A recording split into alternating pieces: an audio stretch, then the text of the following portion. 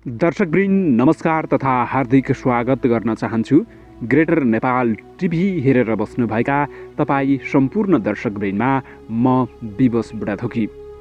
आज हामीले ग्रेटर नेपालको चर्चा गर्दैछौँ र नेपालको पूर्वी सिमाना कहाँसम्म थियो र पश्चिमी सिमाना कहाँसम्म थियो, त्यसै गरी हिमालयदेखि दक्षिणतर्फ कहाँसम्म थियो हाम्रो नेपालको वास्तविक सिमाना, यसको बारेमा चर्चा गर्नेछु। किनकि यो भिडियो निकै महत्त्वपूर्ण भिडियो बन्नेछ, ताकि यसको बारेमा प्रत्येक नेपालीले, प्रत्येक बच्चाले, प्रत्येक वृद्धले, हरेकले जानकारी प्राप्त गर्नु अनिवार्य छ। त्यसैले एक सेयर गरेर संसारभर छरिएर रहनुभएका हाम्रा सम्पूर्ण दर्शकवृन्दमा पुर्याइदिनु हुनेछ भन्ने आशा मनभरि सङ्गालेको छु। सन् 1749 सालको चैत 25 गते तत्कालीन एउटा गरिबी र पहाडी राज्यको शासनमा पृथ्वीनारायण शाह पुगे। तब उनले ससाना राज्यहरूलाई एकीकृत बनाउने सपना देखे। पृथ्वीनारायण शाहको सपना अनुसार उनकी जेठी बुहारी राजेन्द्र लक्ष्मी र कान्छा छोरा बहादुर शाहको साहस र त्यागको कारण सन् 1806 सम्म आइपुग्दा नेपालको सिमाना पूर्वमा टिस्टा र पश्चिममा काङ्गडा र दक्षिणमा गङ्गा नदीसम्म पुर्याई नेपालको क्षेत्रफल 3,67,575 वर्ग किलोमिटर पुर्याइएको देखिन्छ। यसरी विशाल गोर्खा साम्राज्य निर्माण गरेको इतिहास रहेको छ। गोर्खा शक्तिशाली भएको तत्कालीन भारतमा शासन गरिरहेको इस्ट इन्डिया कम्पनीलाई चित्त बुझेको थिएन। त्यसैले उसले गोर्खा सरकार विरुद्ध विभिन्न षड्यन्त्र गर्न थाल्यो। त्यसै षड्यन्त्रको परिणाम सन् 1809 नेपालले आफ्नो पश्चिमको सिमाना त्याग्दै सतलज फर्कन बाध्य भयो।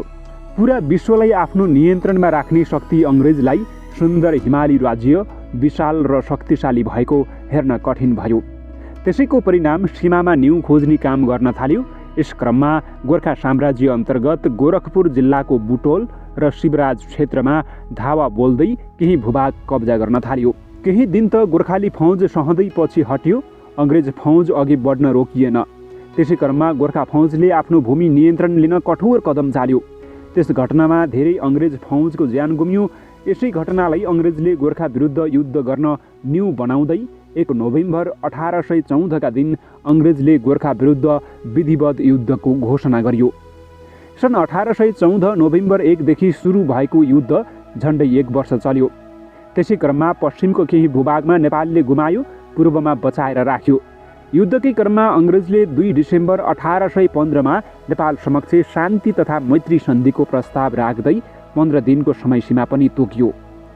उक्त समयसम्म अङ्ग्रेजले नेपालमा भाइ भारदार बीच फुट ल्याउन सफल भइसकेको थियो। त्यसैले नेपालमा भाइ भारदार बीच युद्धका लागि एकमत हुन सकेन र बाध्यतावश झन्डै 3 महिनापछि सन् 1816 मार्च 4 मा नेपालले सन्धि पत्रमा हस्ताक्षर गर्यो। हुन त त्यस यताका सन्धिमा हस्ताक्षर गर्नेहरूमा गजराज मिश्र र चन्द्रशेखर उपाध्याय नै नफर्किएकाले यो सन्धि कतिको वैधानिकता छ भन्ने प्रश्न छँदैछ। यस विषयमा इतिहासकारहरूले खोजी गर्दैछन् र एक दिन सत्य निस्कने आशामा 3 करोड नेपालीहरू प्रतीक्षामा बसेका छन्। तर पनि 1816 मार्च 4 को सन्धिकै आधारमा मेची पूर्व टिस्टासम्म र महाकाली पश्चिम सतलजसम्म हिमालयदेखि गङ्गा नदीसम्मको सम्पूर्ण तराई गुमाएको देखिन्छ। अङ्ग्रेजले यति हडपेपछि नेपाल केही समय तराईविहीन बन्यो। सन्धिको 9 महिनापछि 1816 डिसेम्बर 11 का दिन अङ्ग्रेजले नेपालसँग अर्को शान्ति तथा मैत्री सन्धि गरी राप्तीदेखि पूर्वको भूभाग फिर्ता गर्यो। त्यसपछि लामो समय नेपाल स्थिर र शान्त देखियो। सन्धिको 44औं वर्षपछि 1860 नोभेम्बर 15 का दिन राप्तीदेखि महाकालीसम्मको बाँके, बर्दिया, कैलाली र कञ्चनपुर अङ्ग्रेजले नेपालको भूभाग दोस्रो पटक फिर्ता गर्यो। अरू पनि क्रमशः फिर्ता गर्दै जाने सहमतिमा उक्त जमिन फिर्ता भएको हो। त्यस समयमा नै नेपालको क्षेत्रफल 1,47,181 वर्ग किलोमिटर कायम भएको थियो। त्यसपछि नेपालमा भद्रगोल र अशान्ति फैलियो। भाइ भारदार बीच नै विभिन्न घटनाहरू घटन थाले। नेपालको सत्ता आफैमा काटमारमा अल्झिएर गुज्रियो। आफैमा अशान्ति भएपछि पुनः भूभाग खोज्ने वातावरण नै बनेन। यस्तो वातावरण निर्माणको लागि अङ्ग्रेजको ठुलो भूमिका रह्यो, जसरी नेपालको अशान्तिको लागि आज भारतको छ। नेपालमा सरकार अस्थिर बनाउने, हत्या गराउने, एकता हुन नदिने काममा अङ्ग्रेजले भूमिका खेलिरह्यो।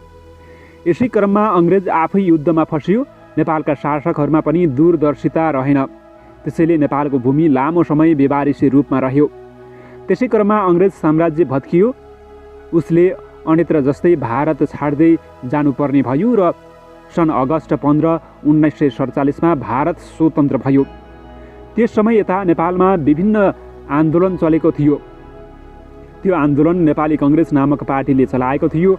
स्वतन्त्र भारतको नेहरूको सहयोगमा नेपालमा आन्दोलन चलेकाले नेपालमा राजनीतिक सङ्कट हुने नै भयो।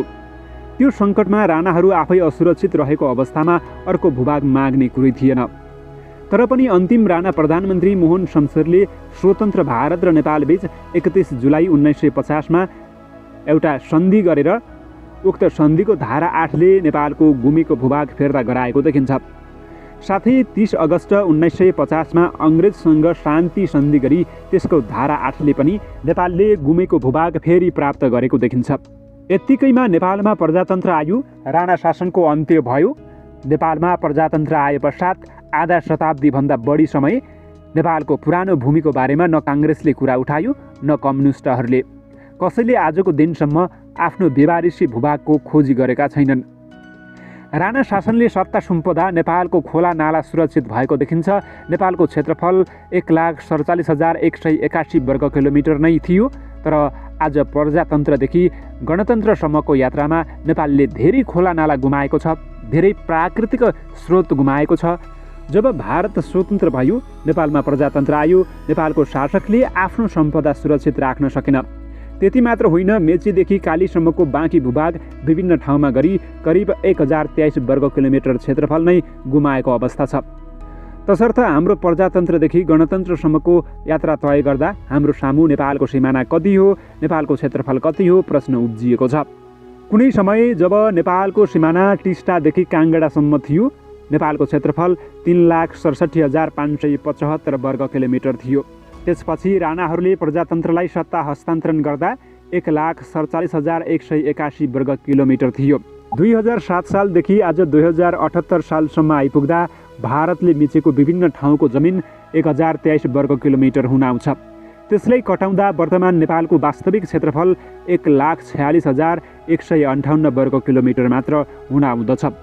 त्यसो हो भने पुनः नाप जाँच गर्नुपर्ने हुन्छ। नाप जाँच गरेर निस्कने नेपालको क्षेत्रफल हामीले पढे लेखेको नभई तथा 1,46,148 वर्ग किलोमिटर मात्रै लेख्नुपर्ने हुन्छ। त्यसो हो भने कसका स्वार्थका कारणले नेपालको क्षेत्रफल गुम्यो? किन नेपाली राजनीतिज्ञहरूले आफ्नो सीमाको खोजी गरेनन्? यो सत्य तथ्य स्वीकार्ने हो भने वर्तमान राजनीतिक पार्टी र त्यसका नेतृत्वबाट नेपालको भूमि खोजी हुन सम्भव छैन। अब नेपालमा बुद्धि बेची नखाने व्यक्तित्व र शिक्षित नागरिकले सत्य तथ्य खोज्नुपर्ने देखिन्छ। यसरी निस्किएको परिणाम अनुसार त्यस्ता गद्दार व्यक्तिहरू र संस्थालाई नेपालबाटै विस्थापित गरी नयाँ सिराबाट नेपालको राजनीति अघि बढाउनुपर्ने हुन्छ। नत्र नेपालको भविष्य छैन, सबैलाई चेतना भया।